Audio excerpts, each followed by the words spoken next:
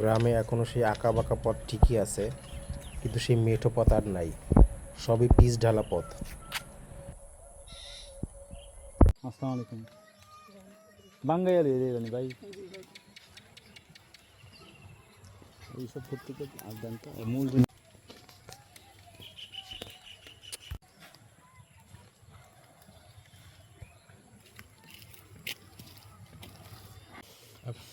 ওই নাই হইতেছে এই যে মাত্র হইতেছে, উঠবো না, টাইম উঠবো না।